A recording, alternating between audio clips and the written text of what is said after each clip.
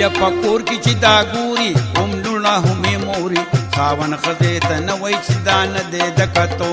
دا فلم نه پښتو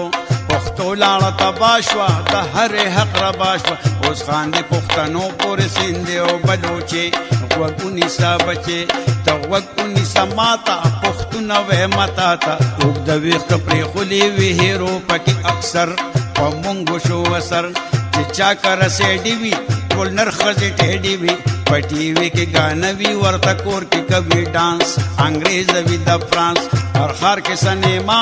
کته بخورئ ماما